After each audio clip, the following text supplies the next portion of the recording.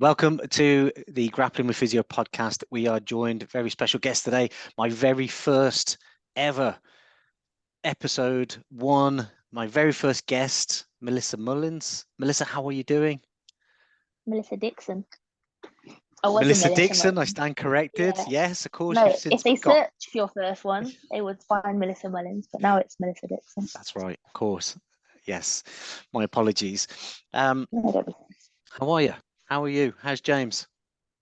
We are good, happy, living, uh, on the come down and the build up of another fight as he's fighting in 2 weeks, 3 weeks. Okay, so for those that don't know, you've just had an absolutely fantastic victory. Was it back over in Paris?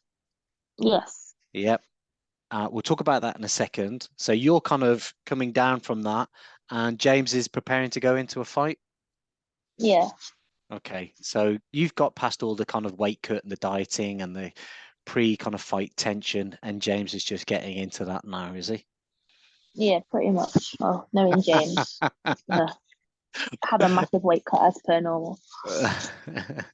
Okay. Right, so if we concentrate on yourself for the time being, congratulations on the win. You seem to be Thank you. unstoppable at the moment.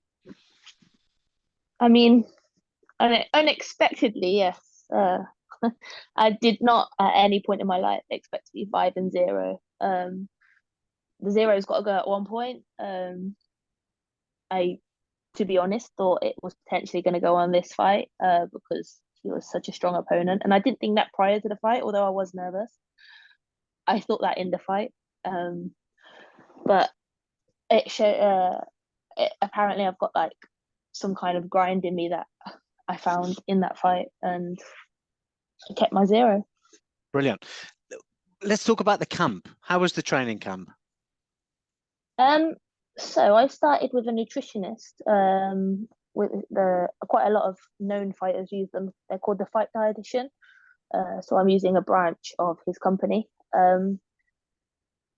So although my weight didn't go according to plan, the fuel in the process of each session that I attended was so much better than I've ever experienced before. Like I had so much energy going into each session.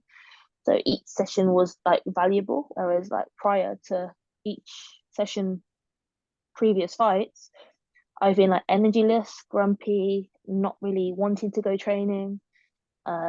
So yeah, in regard to that, so much better.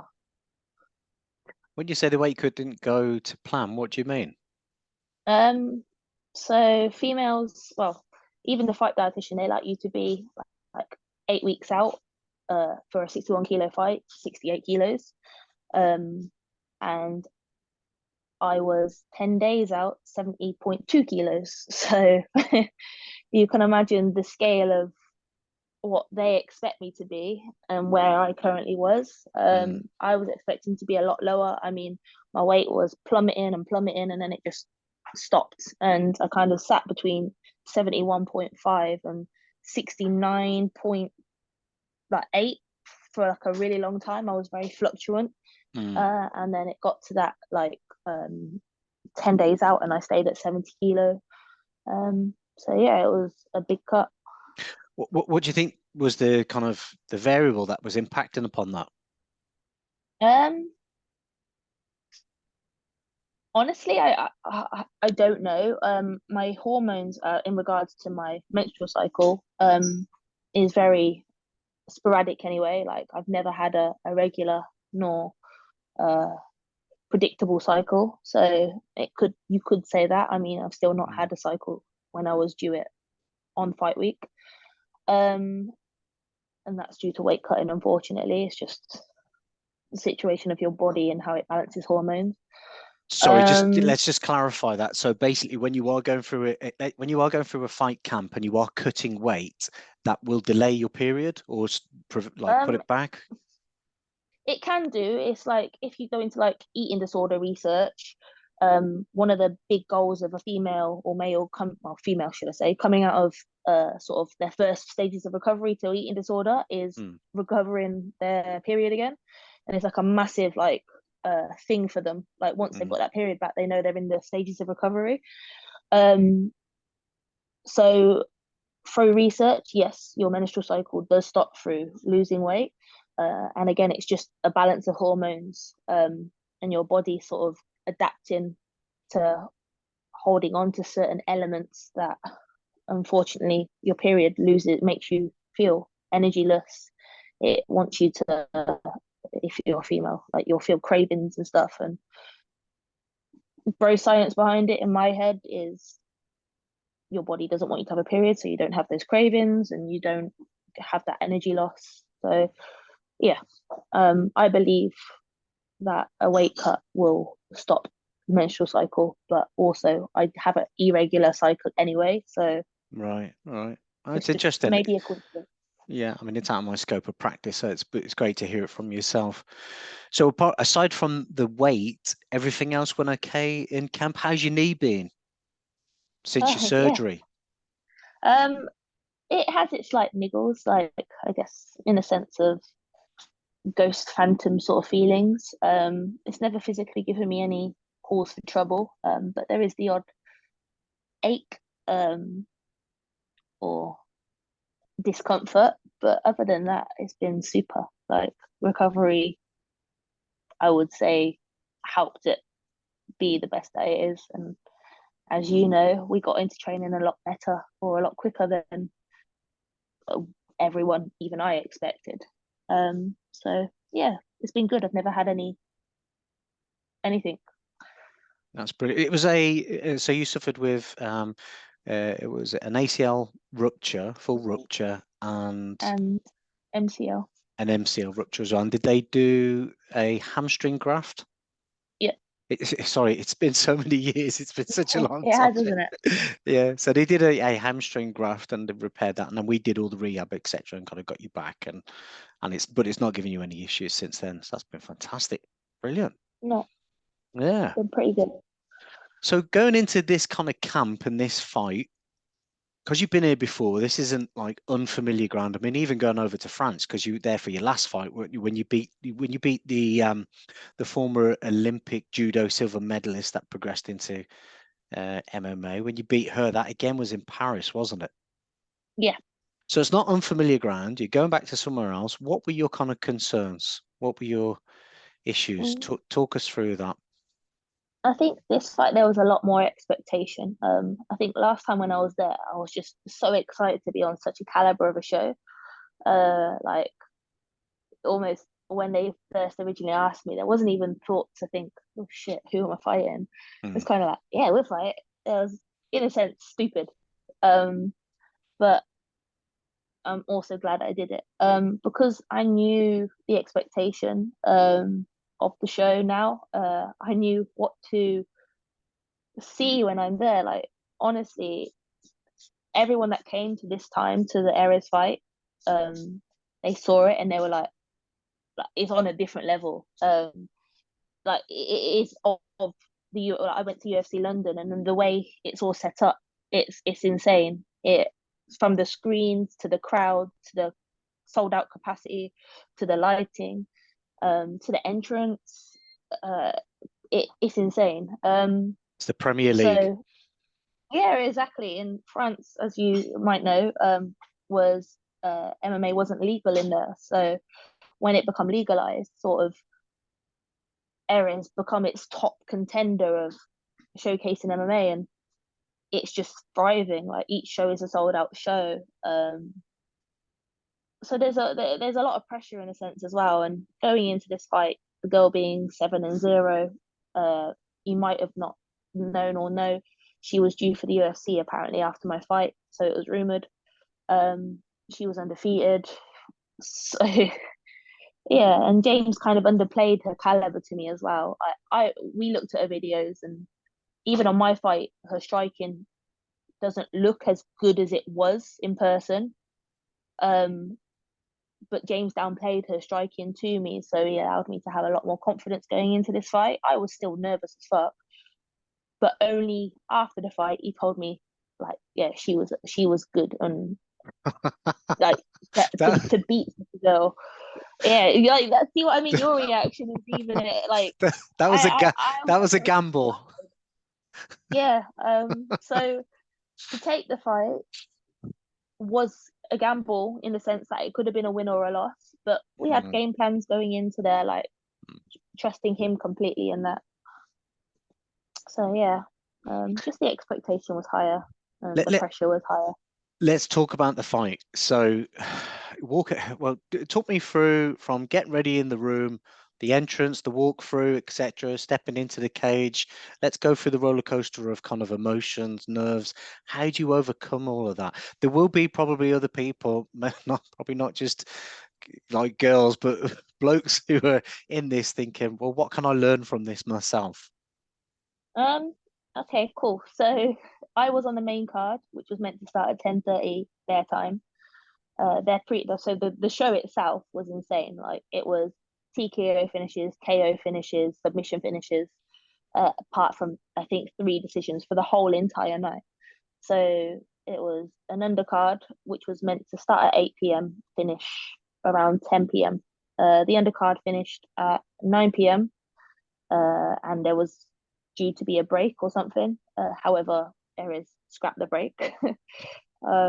And what I thought I had an hour till I started to get warmed up, I had two fights to get warmed up in, which one was a decision, which was 15 minutes, and one was TKO.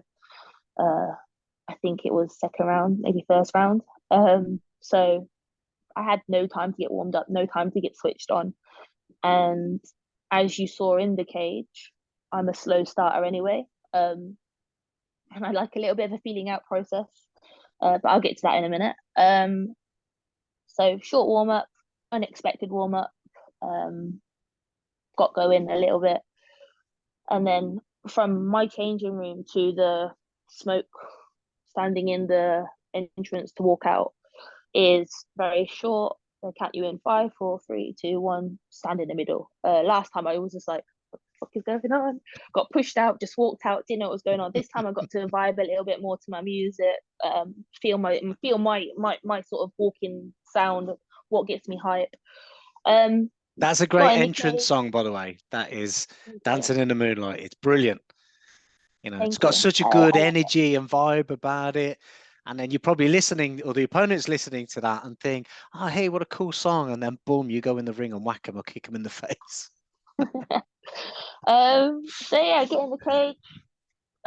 It was a little bit more stricter this time. So last time I was like a little allowed to like run around the cage a little bit, but this time they were like go in your corner. Um, so waited for my call, went in my corner, waited for her to come out because I entered first. And yeah, we touched hands, fight kicked off, and dude, I swear to God, the intent on every single shot, like if you hear the commentary, like she was grinding her teeth, landing her shots on me. She just come out with such vigor and such intent to like literally destroy me. And if you actually watch the footage, the amount of shots she lands on me is very little. I think maybe six shots she like physically lands on my face. And with those shots, like if you like go into the fight or look at my pictures, she cuts my eye slightly up here. My nose is broken within the first couple of punches, and I didn't feel it break. I'll tell you in a minute when I felt it that I knew it was broken. Um, but she then like landed like a flurry, which put me on my back foot, and I like rebounded off the cage and circled. And at that point, like because the camera's on my back, you can't see me, but I thought, what the fuck? And I actually say it like to myself in the middle of the cage. So I'm there, like we're striking, and I don't remember what it was that I caught her with, that made her be put on her back foot. But at that moment, she's on the back on a cage, and we're clinched up, and sort of I'm taking my time here because I know I can't take much more. Like nothing hurt, nothing rocked me, but the power on her shots, they like stabilized me almost. Like they stuck me into the ground. Every time she hit me, I reset my mind. Every time she hit me, she made me question myself. Every time she hit me, it almost reset my whole entire body. So as soon as I got to like that cage, I was like, take my time in the moment. So I'm there like trying to control her head with my fucking head. And at that point is when I know my nose is broken because I'm bleeding everywhere anyway. I've got a cut, my nose is broken, so I'm bleeding from my nose quite badly. And I just feel like my nose going side to side Oh, while I'm like rubbing my face on her. Yeah, it doesn't hurt at the time, but I was like, ooh.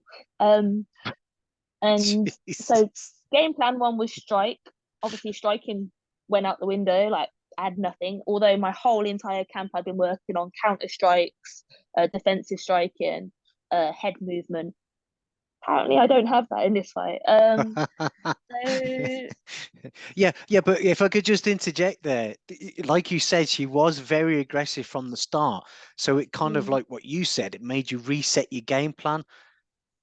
And those yeah, shots looked very startling. And what's one of the initial responses was to just remain upright and to not go back to kind of fluid dynamic movement. And it mm, did look like in this fight, I was like, oh, you've taken a few shots here. yeah, So I think everyone thought we were gonna lose. Like everyone, So what? even I. How did what was that pivotal moment where it switched and you just took the script, ripped it up, and went right? That's enough now. No, I wouldn't say there was an actual moment. It was just when I had her against the cage, I knew like this was like the time where I needed to shine, and if I didn't, I'm gonna lose the fight. Um, I wouldn't say it was a switch. It was more so game plan two. And if it would have got to round two, it would have been game plan two straight away because as soon as I felt her in that clinch, I knew that I was stronger than her. Like I had to take a moment and I had to stay active so I knew that I could stay on a with like whatever. And I thrive in grappling. Like I love grappling, especially nogi grappling and wrestling. Okay, I'm not super strong at it and I'm not the best at it yet, but I love it. And it's my most natural martial art. Like boxing, kickboxing is my hobby. Like I love it. I love learning it, but I'm not natural in it. Grappling, I've really, really like just done really well in it ever since I started. So we've been working a few patterns in training. And fortunately, she allowed me to get that body lock. And as soon as I got that body lock, we started rocking the patterns. And it was just that inside trip that made her do the front run. So she stepped out, and then it was the back trip using the body weight. And then, to my surprise, from that point, once she allowed me to sort of pummel back to the belly, and she went for that armbar. I get armbarred all the time in jiu-jitsu competitions, so in fact she didn't armbar me, but there was no like stretch or torque on my arm, so I knew the armbar wasn't physically on yet. I should have stepped up behind her bum a little bit better, just to stop any angle from happening.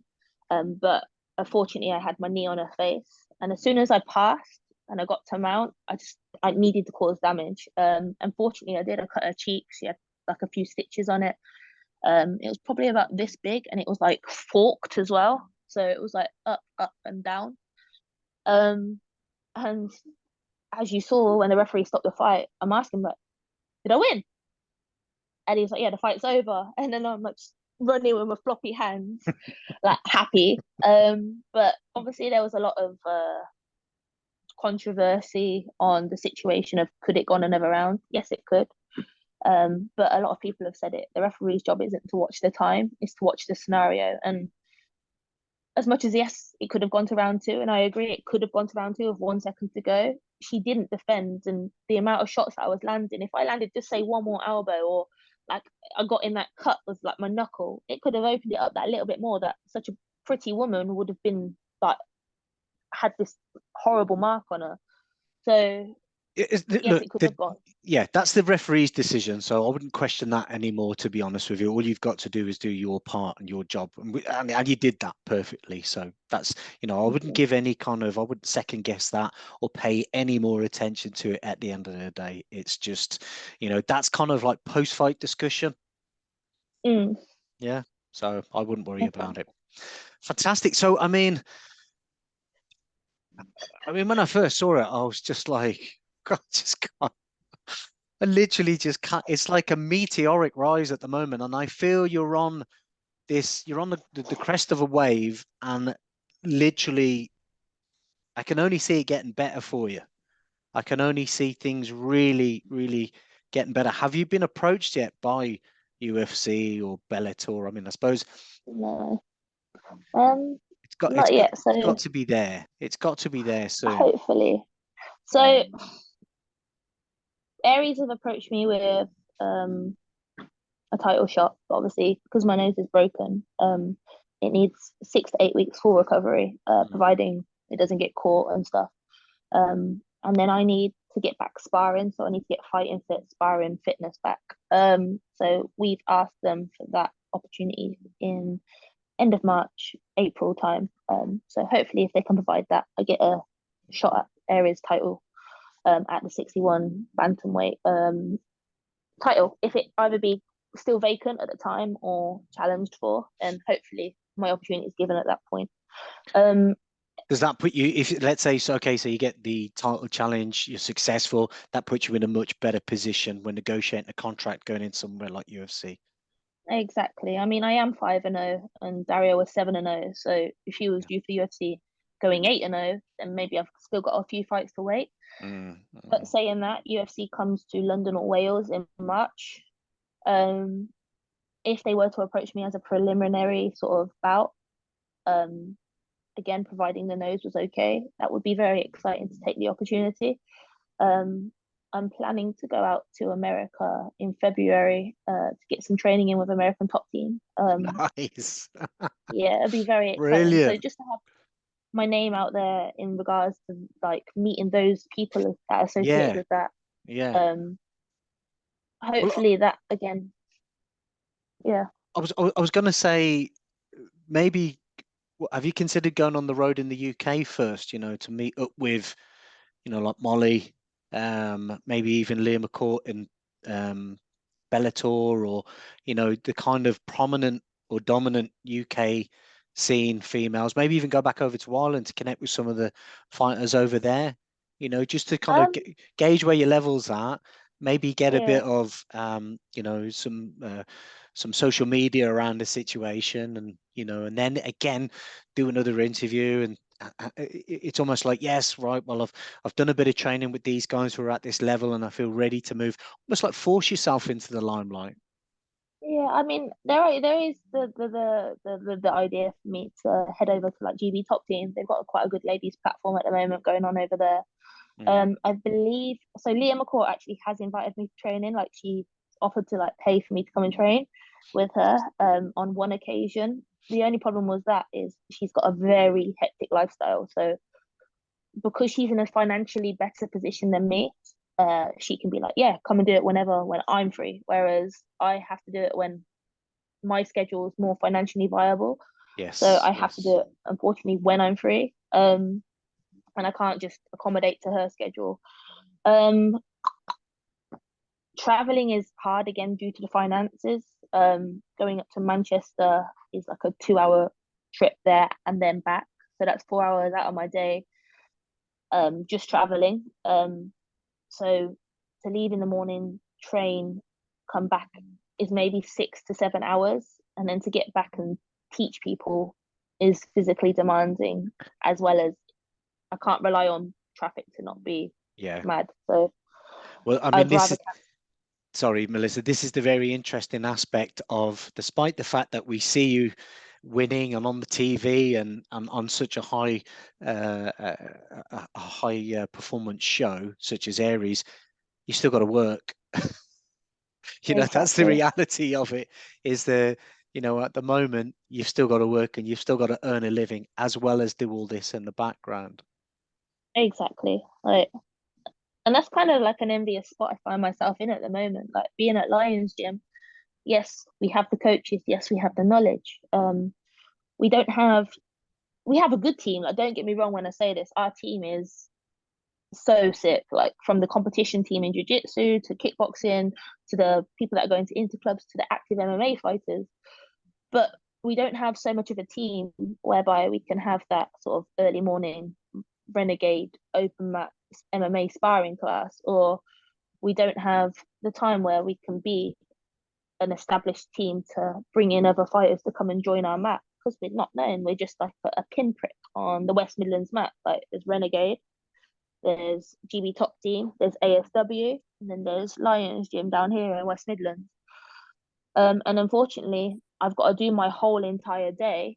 And that sometimes consists of 2 sessions in the morning for myself, and then I get to the evening section, and I've got 6 p.m. until 9:30 p.m. of training. And okay, yes, it's not always full on, but it normally consists of 2 classes, a bit of technique into an hour of sparring.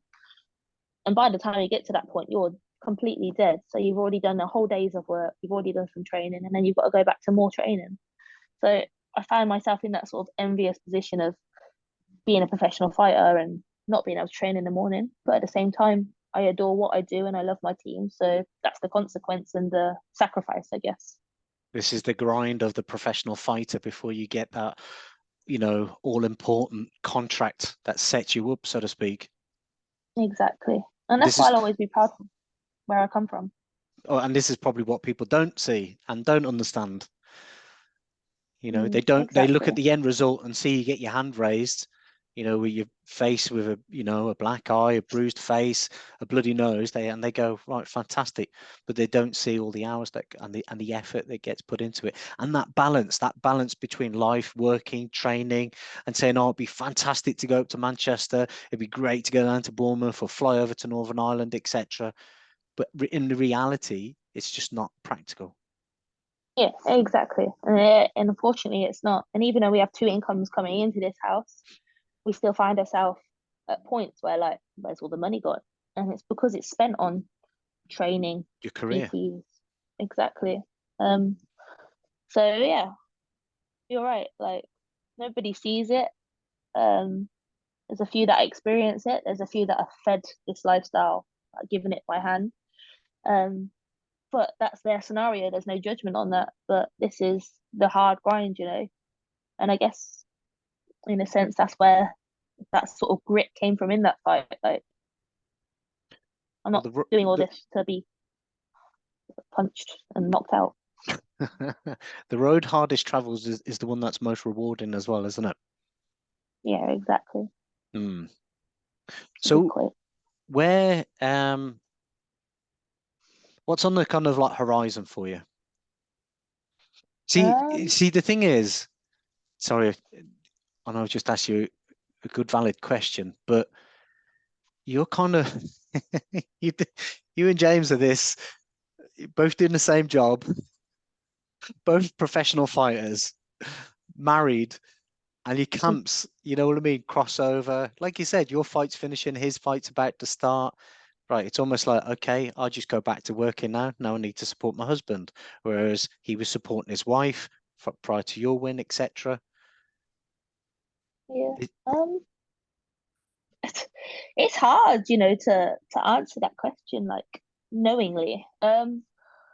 Obviously, I'd love him to be able to flourish in this sport, but the men's sport in MMA is so washed out. Like, because his paper record doesn't actually showcase his skill, someone's not going to go and look at him and see his talent, because they see his record. If he was a 5-0 person like me as a female, in a male's perspective, this is actually really good because the male talent pool is so big. Um, but because his record is what it is, people overlook him. So in a sense, I would love him to be able to be spotted and given more opportunity. For myself, obviously UFC is my preferred platform. They pay brilliantly, in the perspective of as you build up the ranks and more sponsorship and what comes with that. Um, Being 31, I can't kind of hide in the background of shows like Bellator or PFL. So I feel like the recognition of being on the UFC would help boost my career. Like, obviously PFL would be a great show to be on, but UFC is the one that's going to help my career physically outside of fighting. Does that make Mm. Oh, you've muted. There you go. Sorry, I declined it. But yeah, so I was just saying, like, PFL, as great as a show it would be to be on, UFC would be the show that would boost my career outside of fighting. It would help me in other areas and so on. But yeah, for myself, ideally UFC. For James, I hope he's noticed and he's put on maybe Ares, Cage Warriors, UFC. Like, he deserves it more than anything. And yeah, other than that, I couldn't tell you. Just enjoy the process. We enjoy fighting. We don't say no to anyone. So if the fight's put in front of us, we'll take it. Brilliant. What would you recommend to anyone? Kind of imagine you in your shoes, okay, about 3 or 4 years ago, coming into this. What advice would you give to them? Female or male or generalized? Let's start with the female population. Don't be intimidated by the gym that you attend. As it still is a male-dominated sport. Any gym you go to, you're likely going to be the only female. You might get a small amount in individual classes like jiu-jitsu and so on, but get to know your team, and they'll support you and give you the best support they can without being selfish. So you become part of like something more than just yourself, or they become part of more than something just themselves. You sort of intertwine and they are you and you are them. So just learn to open up and talk with your team and be honest. Don't just try and be the female in the corner. Like, just go and enjoy it. And don't feel like you're sanctioned for being a female. Like, it's a growing sport. It's always going to be hard, but don't try to make yourself feel isolated because of that, if that makes sense. As a male, don't let your ego take over. Male on male, you see it every day in a gym. It becomes a complete brute battle, and you don't want that because no one's progression is going up. You're just at lockheads all the time, and you're going to hurt someone eventually. Obviously, saying that, you can't be the bitch of the gym, so don't ever let anyone What does sort of that walk all mean? over you. I guess being a Don't nice answer guy. that. Don't answer it. Don't answer it. Don't be too much of the nice guy. Like, you still need to show your balls, you know. Not literally. Not No, literally. don't do that. You won't be in the gym very long if you do that. And as a kid, listen to your coaches, respect your coaches, and enjoy it. Like, treat it as something that's a process and it's fun. And ask questions. Do your research. Watch fights. Don't watch fights. Don't get in fights. And then go through the stages of grassroots to sport to Take your time. amateur. Exactly. Cool. And don't feel pressure.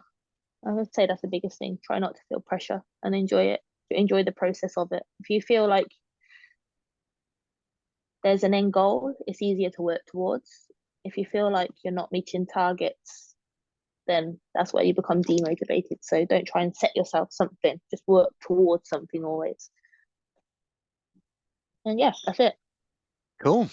Excellent. Right. Well, it's a short one today because I wanted to focus on the kind of fight that just happened, because I believe it was a pivotal point in your career, and I think massive things are going to happen from it. And like I said, I do feel you're at you're at a crossroads or a fork in the road. And I'm interested. I'm really looking forward to seeing which way and which direction it goes. So thanks for your time today, Melissa. Much appreciated. Thank you. And I'll see you again soon in the gym. Podcasting. Thank you. Yes, and I'll see you soon.